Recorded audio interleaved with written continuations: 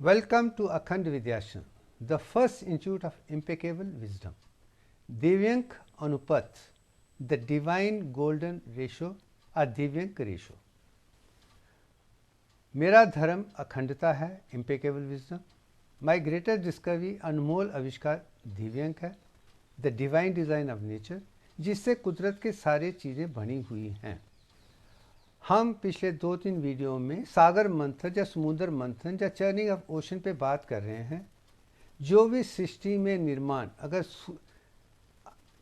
आकाश बनने से पहले जो तमस था, मृत्यु था, वो कैसे रोशनी बना, फिर रोशनी से कैसे सारी चीज़ें बनी हैं, 10 अवतारों में बनी हैं, और एक एक करके सृष्टि से नीचे आकर जिससे ही ब्रह्मांड महाब्रह्मांड बना है, जिससे ब्रह्मांड बना है, जिसी में सोलर सिस्टम बना है, इसी से ही अर्थ बनी है, और सारी चीज़ें आके अर्थ के ऊपर बारिश से नीचे आने के बाद गिर गई थी.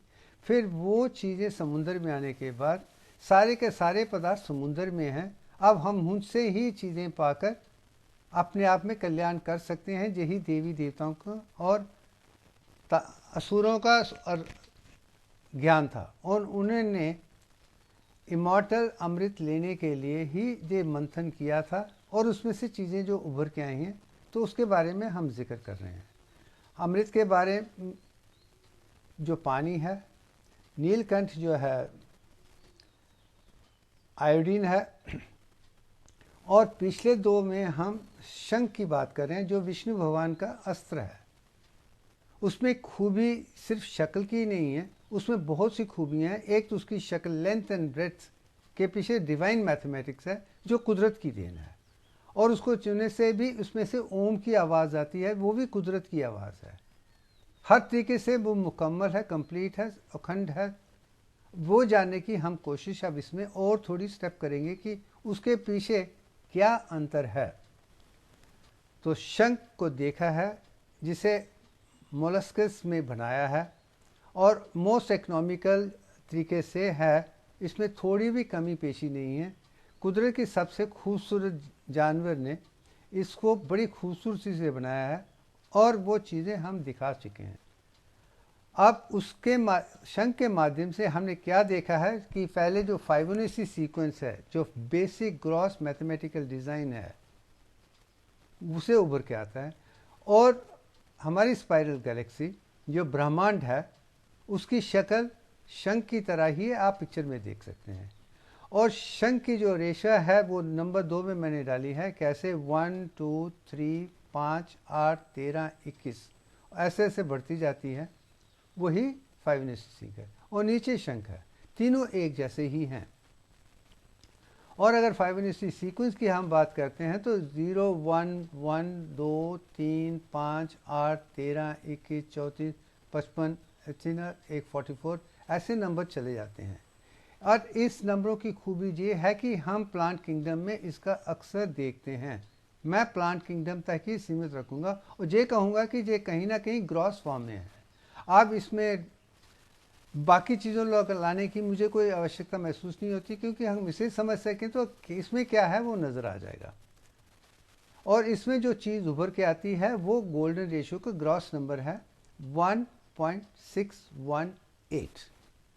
मगर ये फाइबोनाची सीक्वेंस ने 1202 में जो लगा था, हकीकत में इसका वर्णन वेद, उपनिषद, इनडायरेक्टली, डायरेक्टली, और खासकर मिश्रा और 6 ने जो 2 नंबर मिक्स हुए हैं,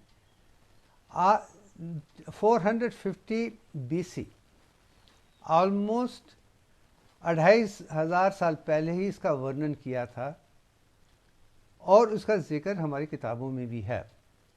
मगर उसको दुनिया के सामने आज के दिन जो पेश हुआ है, जो दुनिया जानती है, वो फाइबोनाची की तरफ उन्होंने भी उसका जिक्र करते हुए यही कहा है कि ये इंडियन सीरीज़ का कंसेप्ट है, ये वेस्ट की डोन नहीं है.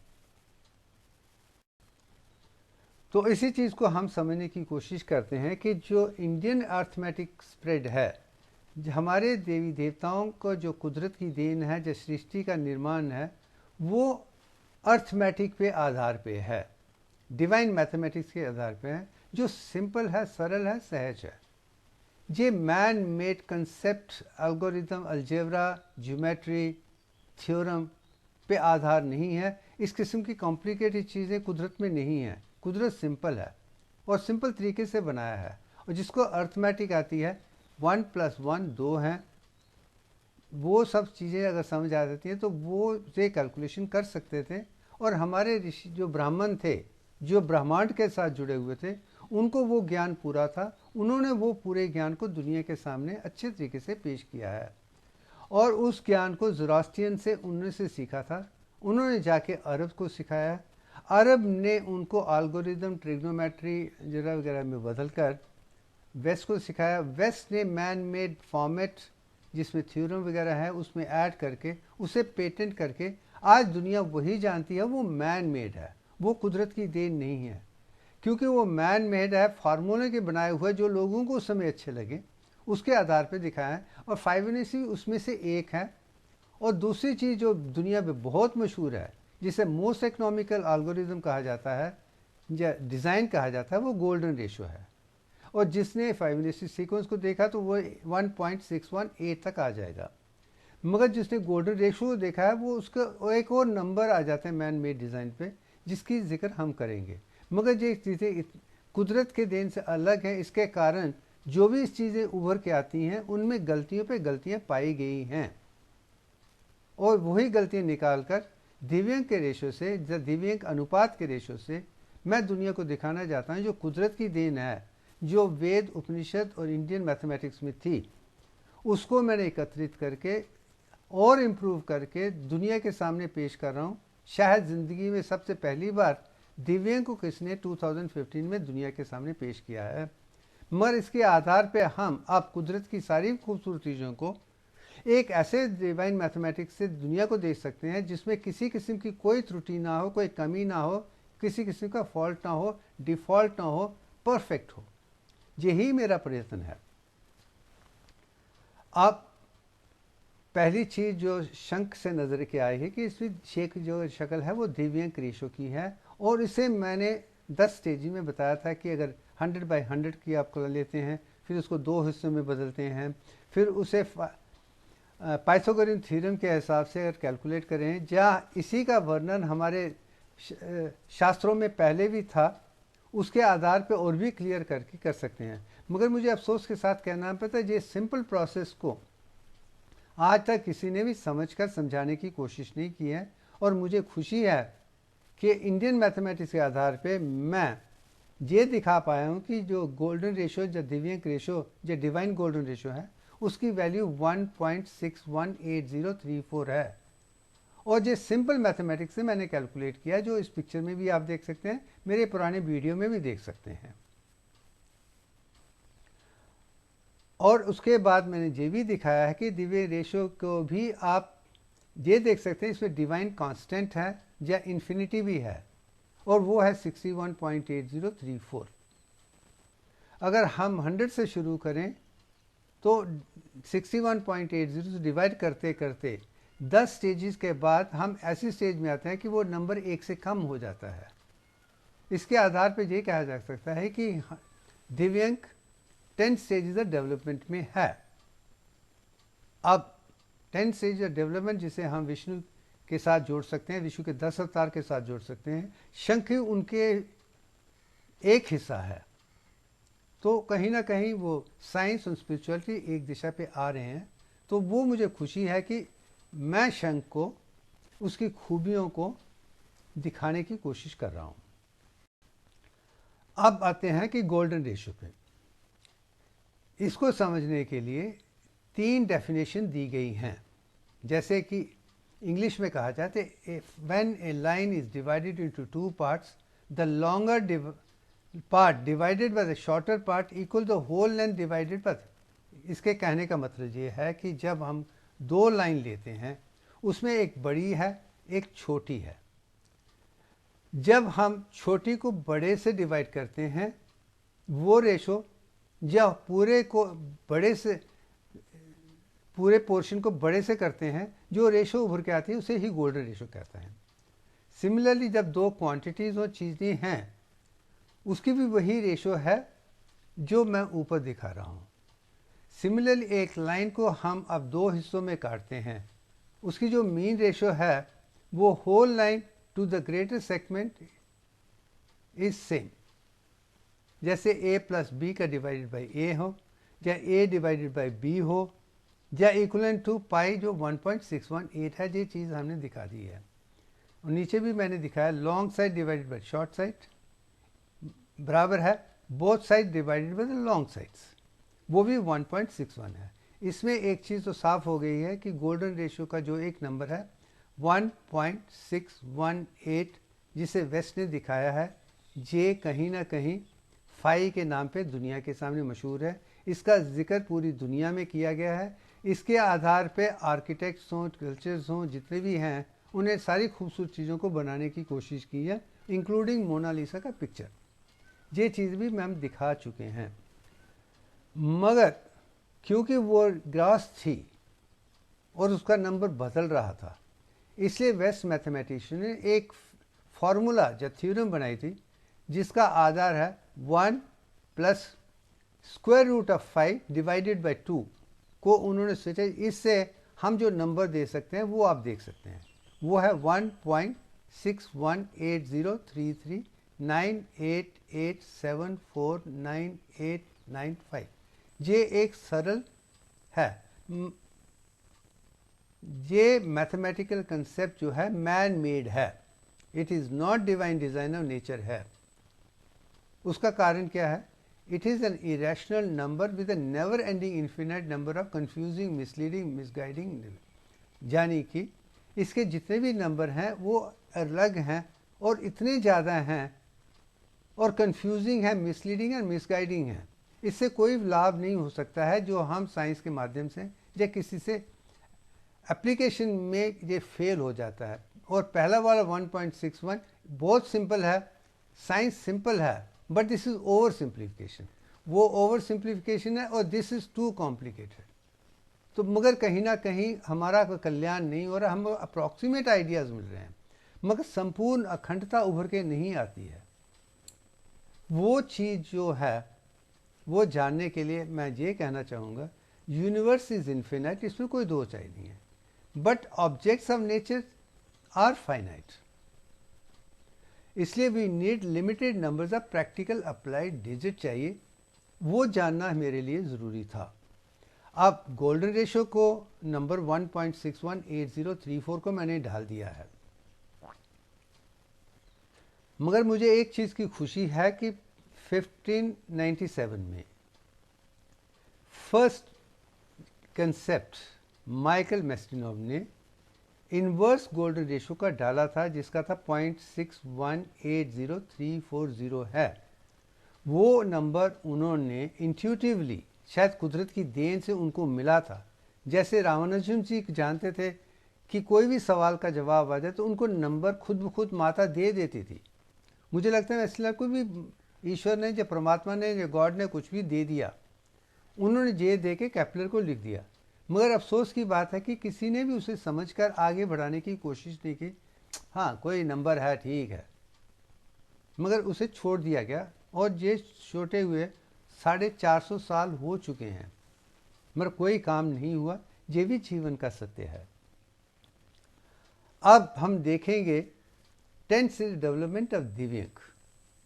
अब मेरा विषय पहले 10 स्टेजेस में आ चुका है कि कुदरत की हर चीज़ 10 स्टेजेस में है, मगर 10 के बाद जो थर्ड आता है, थर्ड स्टेज ऑफ डेवलपमेंट, जो फाइनल स्टेज है जिसमें रेजोल्यूशन आ जाता है या कंप्लीशन होती है, उसके बारे में लोगों को जिक्र नहीं है। और मेरा मानना है अगर आपको कुदरत को समझना है तो कुदरत के हर नियम को समझना पड़ेगा। और मेडिकल साइंस की तरीके से भी और बॉटनी की तरफ से भी और स्पिरिचुअलिटी की तरफ से मैंने देखा है कि दुनिया की हर खूबसूरत चीज़ 3 स्टेजेस में बनी है। पहला है उसका साइज़ है, और साइज़ के हिसाब से मैं यही कहूँगा हर चीज़ अपने आप में 21 नंबर की है, जो 3 × 27 21 है। और उसकी जो फर्स्ट क्रिएशन, जब नई चीज़ ऐड होती है तो फर्स्ट स्टेज ऑफ क्रिएशन जो है या जनरेशन है वो 22/21 है। ये मैंने आपको बता दी है। अब उसके 10 स्टेज जो डेवलपमेंट है ये भी मैं बता चुका हूँ, मगर ये कंप्लीशन जो थर्ड स्टेज ऑफ डिसोल्यूशन है या रेजोल्यूशन है, जो कंप्लीशन आती है, उसके बारे में जिक्र नहीं है। हम ये जानने की कोशिश करें कि ये थर्ड स्टेज ऑफ रेजोल्यूशन जो है, जो कुदरत की देन है, जिसके बारे में आज तक किसी ने भी कभी सोचा भी नहीं है, समझा भी नहीं है, जाना भी नहीं है और पहचाना भी नहीं है और दुनिया के सामने पेश भी नहीं किया है। मुझे बड़े अफसोस के साथ कहना पड़ता है कि ये किसी ने नहीं किया है, आज तक इतिहास में नहीं हुआ है। मगर मेरा सौभाग्य है कि मैं से मेरी सोच के कारण, क्योंकि मैं ब्राह्मण हूँ, वेद उपनिषद इंडियन स्क्रिप्चर्स को जानता हूँ, उनको पहचानता हूँ, और मेरे लिए वो सोच बड़ी आसान थी क्योंकि वो देख रहा हूँ। वो चीज़ फर्स्ट स्टेज ऑफ क्रिएशन को हम ब्रह्मा के नाम के कहते हैं, और विष्णु को 10 स्टेज ऑफ डेवलपमेंट में कहते हैं, और लॉर्ड शिव को रेजोल्यूशन कहते हैं। जनरेटर, ऑपरेटर, डिसोल्यूटर, वही गॉड है, वही 3 स्टेजेस हैं। इन थर्ड स्टेज को जानने की कोशिश आप की जा रही है। तो उसे समझने के लिए एक रेक्टेंगल, जिसे दिव्यांग रेक्टेंगल है, मैंने डाला हुआ है, और पहले स्क्वायर को मैंने 21 हिस्सों में बदल दिया है, which is the cell design. अब इसे डेवलप होके दिव्यांग रेशियो पे जाना है। तो फर्स्ट स्टेज जो है 22/21 है, वो आप देख सकते हैं कि 21 पोर्शन 22 में बन गए हैं, उसे फर्स्ट ऑर्बिट बन गया है। अब सेकंड ऑर्बिट उसमें ऐड किया गया है, अब थर्ड ऑर्बिट उसमें ऐड किया गया है, अब फोर्थ ऑर्बिट मैंने उसमें डाला है। अब फोर्थ स्टेज में जो ऑर्बिट आप देख सकते हैं वो डाला।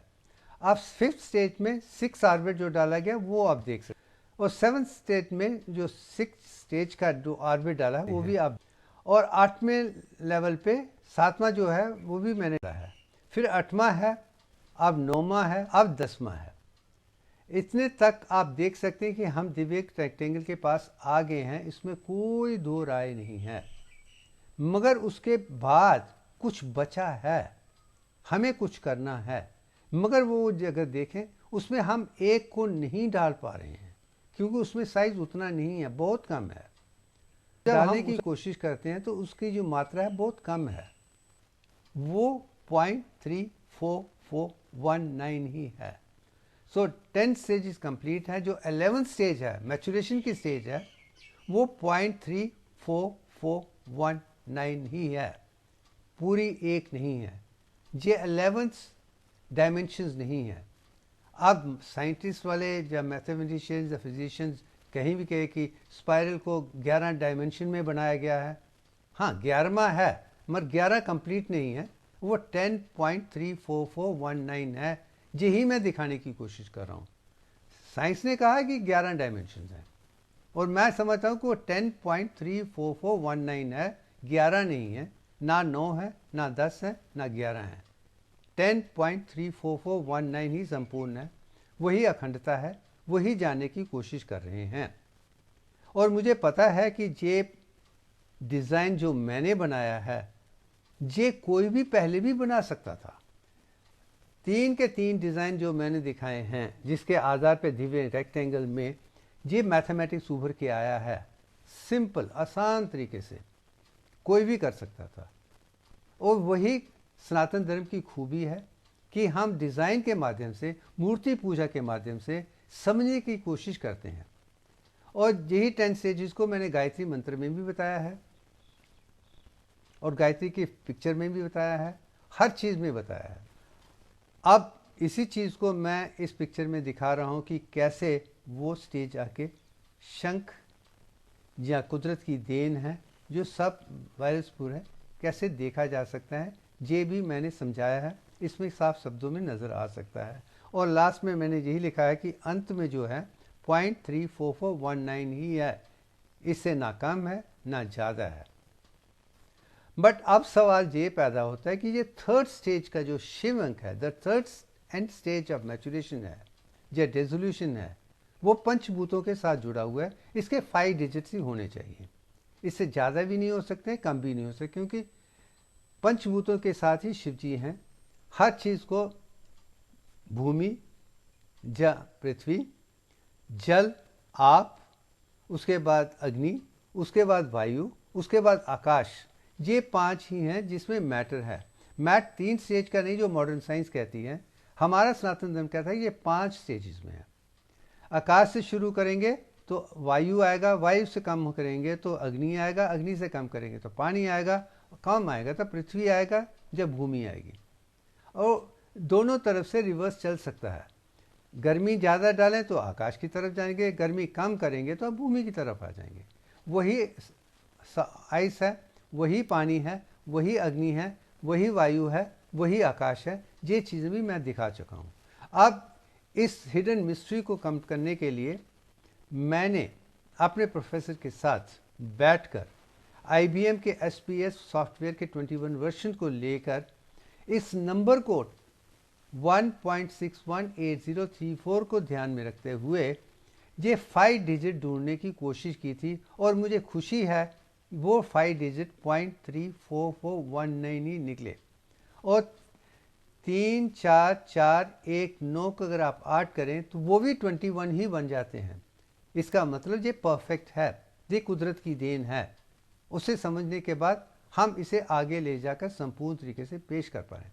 सो मेरा सौभाग्य है कि मैं इस ब्यूटीफुल मैथमेटिकल कंसेप्ट को पहली बार 20-30 साल या 50-60 साल की मेहनत के बाद वो दुनिया के साथ पेश कर रहा हूँ। उसके आधार पे हम हर परफेक्ट ऑब्जेक्ट को देख सकते हैं। यही अखंड विद्याश्रम की वीडियोस हैं, दूसरे आंसर्स हैं, हमारी किताबें हैं। मैंने जो भी है, मैं यही कहूँगा कि ये वन मैन शो है। मैं और मेरी अंतरात्मा और परमात्मा ये सब मिलके ये काम कर रहे हैं। मुझे जो दिखाया जाता है उसे मैं साइंस के माध्यम से सिंपल लैंग्वेज में एविडेंस के साथ दुनिया के सामने पेश कर रहा हूँ, ताकि लोगों को इसकी पूरी समझ आ जाए। तो ये अंत में आप देख सकते हैं कि दिव्यांग के 22/21 ब्रह्मा हैं, 10 विष्णु हैं, 0.344 शिव अंक हैं, और द डिवाइन दिव्यांग गोल्डन रेशो जो है वो 1.61 है।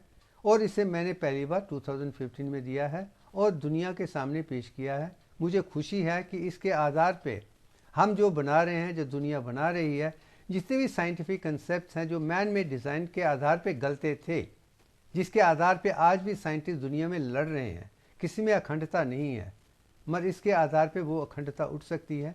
वही मेरा प्रयत्न है, वही कोशिश है, मेरे शुरू कर दिया है। मुझे पूरा विश्वास है कि बाकी वाले समझने के बाद इसमें सारी चीज़ों को नए तरीके से रिसर्च करके हम दुनिया को school, college, university perfect knowledge दे पाएंगे, जिसे भूलने की कभी ज़रूरत नहीं पड़ेगी। और दिव्यांग रेशो ये चीज़ है, ये भी मैंने दिखाई है, मैं भी इसको हम बाद में और भी डिटेल में बात कर सकते हैं।